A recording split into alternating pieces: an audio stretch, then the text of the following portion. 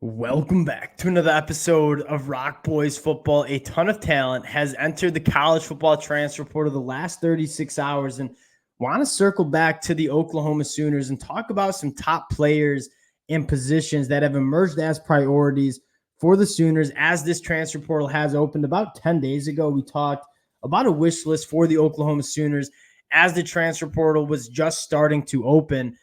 Now you have a little bit more of a clear picture of not only the players that are available, but also the position groups that Oklahoma are actively pursuing as this portal is now officially open. Really excited to get into this one. Before we do, just want to say thank you to you guys and a sincere thank you to the Oklahoma fans. It's no secret this is a program that I've absolutely loved talking about. And the reason I love talking about it so much is the amount of support from the Sooner fans has been absolutely amazing. Cannot thank you guys enough for all the support that you guys have shown. If y'all do enjoy the content, consider subscribing to the channel. We'll be breaking down all of the Oklahoma roster moves in the transfer portal here. So again, can't thank you guys enough for the support. If you do enjoy the content, consider subscribing to the channel. More importantly, would love to hear from you guys in the comment section. Without further ado, let's get into this one. And I want to start with the overall approach for the Oklahoma Sooners as this transfer portal has opened. And I think you'll see a little bit more of a different approach than you did see last year. I think last year, Brent Venables looked at this roster heading into after his first year, heading into year two, and said, there's a lot of changes that we have to make in terms of the personnel and the guys that we have within this program. And there's a little bit more of a turnover, roster turnover, than I think you'll see this year, because you look at this year, a lot better performance on the football field. I think Brent Venables, after year two, heading into year three, has more of his guys that he wants in the program. And you look at the recipe for roster construction with this transfer portal era kind of taking place, the teams that go to the transfer portal and bring in 25, 30 new faces, they don't have that sustained success. You look at the blueprint, right? The Georgias, the Alabamas, the Michigans. What have they done? They're still recruiting the high school ranks, developing those guys, and using the transfer portal as more of a supplemental tool to add at specific positions and kind of boast your depth and talent at specific spots, as opposed to kind of turning over your entire roster. And you look at Oklahoma, 27 commitments in that 2024 class, might get to 30 by signing day. I'm not saying Brent Venables and the Oklahoma staff are not going to get aggressive in the transfer portal. I think you're going to see a bit more of a selective and calculated approach in terms of what players they are going after. And I think that's a good sign. And I think that shows that Brent Venables and the staff are happy with what they have within this roster. And now we're just looking for a few of those pieces that are going to improve their roster heading into the 2024 season. And the biggest goal you have to have in mind, especially with the transfer portal, is how can you make Jackson Arnold as comfortable and as ready to have success heading into the SEC as possible. And I think that starts with two pieces, right? One, offensive line. And then two, the pass catches. You want to make sure Jackson Arnold has the protection. You want to make sure he has the weapons to be successful as they move into the SEC. And starting with this offensive line, there are some players on the Oklahoma offensive line that I'm extremely excited about, right? Caden Green, a phenomenal true freshman. Jacob Sexton, I think, can play at an extremely high level. There are some pieces on this Oklahoma roster that you're really excited about on that offensive line. You just have to replace a few guys, right? Tyler Guyton, Walter Rouse, a couple guys on the inside. So what's the best way to supplement young talent on the offensive line is probably bringing in some experienced guys who've proven that they can play at the Power 5 level on the offensive line. A couple of guys that Oklahoma has already reached out to and kind of the kick in the tires on. Tackle Spencer Brown from Michigan State. And as a Michigan fan myself, very familiar with Spencer Brown. This guy plays with a mean streak. He's been ejected from 2 games. And again, you don't want to get ejected, but you really do like the attitude that Spencer Brown plays with. Ton of starting experience at the tackle position, played all 12 games as a starter, only gave up 16 pressures. What excites me most about Spencer Brown potentially winding up in Norman is this dude has a ton of talent, and he's played a lot of football. You want him to maximize this talent, and I can't think of a better coach than Coach Bill B in terms of maximizing a guy like Spencer Brown. And I could certainly see a trajectory where it's, a solid addition in the transfer portal, might be a reserve, might be kind of a piece in that offensive line too. You turn around to the 2024 season and say, this guy's playing like an all-conference level offensive tackle. Spencer Brown has a ton of talent. Can you maximize that? I think the best spot to maximize that is in Norman, Oklahoma. Spencer Brown is for sure a name that I would be very keyed in on if I'm an Oklahoma fan. The next guy I want to talk about, and another guy that Oklahoma has been kicking the tires hard on, is Jaquin Scott, comes from Southern Miss. And the biggest question mark you have with Jaquin Scott is, what's that look like from going from that group of 5 level to that SEC level? But what you can't really deny is the physical traits Jaquin Scott has, the experience, the body that he has. Again, a 2019 kid has played a ton of football at the college football level. And another guy that you think about the potential of what he could be. And you've seen guys from that group of 5 level jump up and be excellent Power 5 starters. Jaquin Scott is the number 2 offensive tackle in the transfer portal, has been in contact with the Oklahoma Sooners.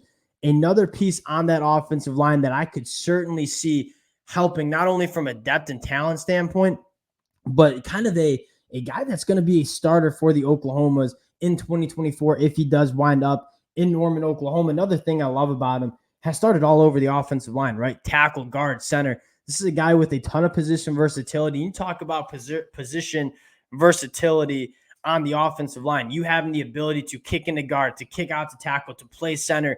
That's massive in terms of getting depth on that offensive line. The last guy that Oklahoma, from what I've seen, has not contacted, but certainly when I was doing a little research on some of the offensive linemen available in the transfer portal, Justin Mayers really stuck out from UTEP. So another group of 5 jump to the SEC. This is a guy that in 12 games at UTEP only allowed 9 pressures. And you look at that UTEP team, and I'm not sure if many of you guys watch much UTEP football.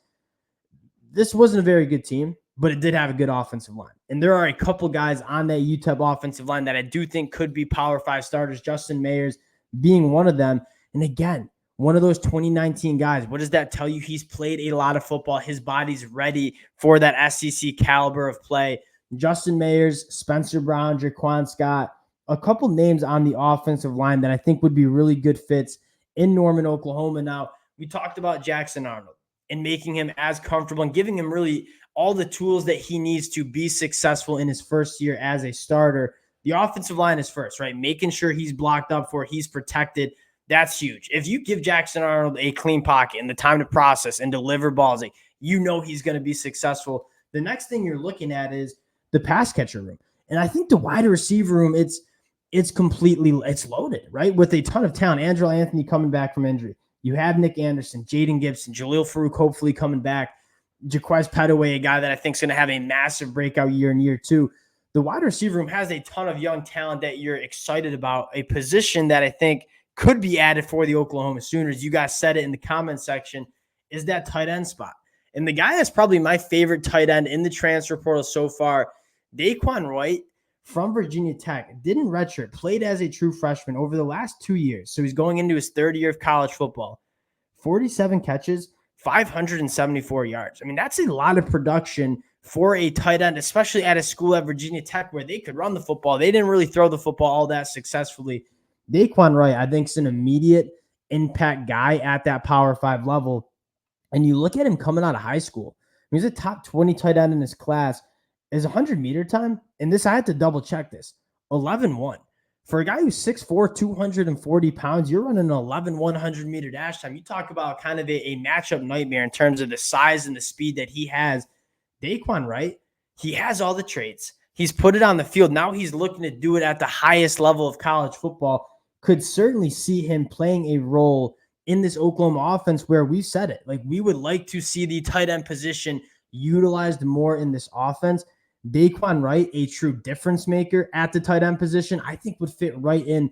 Kind of reminded me of Braden Willis. Like, maybe a little bit undersized in terms of not being an inline blocker solely and being more of a pass catcher, kind of a matchup nightmare. I think Daquan Wright would be a very nice fit in this Oklahoma offense. Those are some of the names on the offensive side of the ball that I think Oklahoma will be certainly going after in the transfer portal. Now, flipping sides to the defense, there's a couple names that we got to talk about, right? You have the Walter Nolan, who's expected to enter the transfer portal from Texas A&M. Obviously would be a massive get. One guy that we've talked about a little bit and is still, they're not going to give up on DJ Hicks, right? DJ Hicks was a guy that was trending to Oklahoma. He ends up going to Texas A&M. Obviously, Mike Elko leaves the program. Elijah Robinson leaves the program. Kind of the main recruiters for DJ Hicks and his reasoning to come to Texas A&M. DJ Hicks is not in the transfer portal yet. I could certainly see him entering the transfer portal over the next couple of days. And what has Brent Venables shown has been the biggest priority in building this roster at Oklahoma. It's that defensive line. And if DJ Hicks hits the transfer portal, one, I think Oklahoma is by far positioned the best to go land him because you had that relationship built from him coming out of high school. But more importantly, he's going to immediately become a top priority for the Oklahoma Sooners because it is clear they want to establish the line of scrimmage on the defensive side of the ball. And there is not a better guy in the country than a dude like DJ Hicks in order to do so. If DJ Hicks is the transfer portal, I would expect Oklahoma to be a player, be an impact player in this recruitment.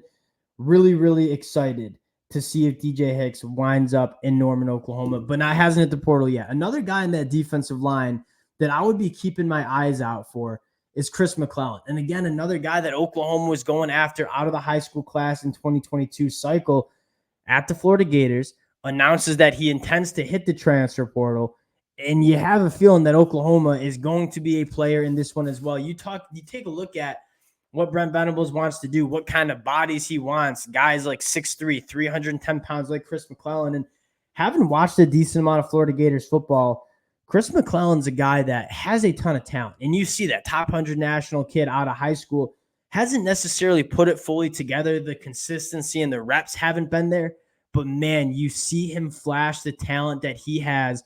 And if he gets up top baits in that Oklahoma defense, I think you're really excited about what he can do for the Oklahoma Sooners in the middle of that defensive line, a position group that's going to lose a lot of veteran guys on that front. Chris McClellan coming right in and being a productive member of that Oklahoma defense. The last guy I want to talk about here just hit the portal I think it was Sunday night, is Torino Pride. And there's not been links to Torino Pride in terms of going to Oklahoma. The links are Brent Venables was the reason Torino Pride ended up committing to Clemson. And when Brent Venables took the job in Norman, Clemson was able to keep their Torino Pride at Clemson and committed to Clemson. This dude's a ball player. You look at the ranking out of the transfer portal, the 10th player in the transfer portal was a top 40 prospect coming out of that 2022 class, and he can play ball. I remember him as a true freshman playing at an extremely high level, and what happened year two was he got banged up. You had a couple of young guys step in and play good ball for Clemson. That doesn't take away from Torino Pride being an excellent cornerback at the college football level. And it's rare to find guys who have proven that they can play at the Power 5 level in the transfer portal, because normally if they're playing at a high level, they just stay at their school. Torino Pride, because of the coaching switches up that you're seeing Clemson has hit the transfer portal, has links to Brent Venables, would not be surprised in the slightest if Oklahoma emerges as a top contender for Torino Pride. And that kind of speaks to the overall goal of Oklahoma. Like, they're not going out and getting 20-plus guys that maybe haven't shown they can play at the Power 5 level. They're going to be selective. And part of being selective is only targeting the guys that really are good football players in the transfer portal. Torino Pride is certainly one of them. Oklahoma, I would think, is going to play a role in this one. And you look at this Oklahoma roster, it's in a good spot. Like, I think the young talent that's within this roster, you're really excited about. There's no need to go and get 20-plus guys in the transfer portal. Being selected, going out and getting good football players who are good fits for Oklahoma has to be the priority. Torino Pride, I think, fits that. That's the list I have for you guys. Now, again, as Oklahoma starts landing some commitments, we'll be updating the transfer portal wish list. We'll be talking about the commitments coming in. Oklahoma fans, appreciate you guys rocking with the. And if you do enjoy the content, consider subscribing to the channel, and we'll talk to y'all later.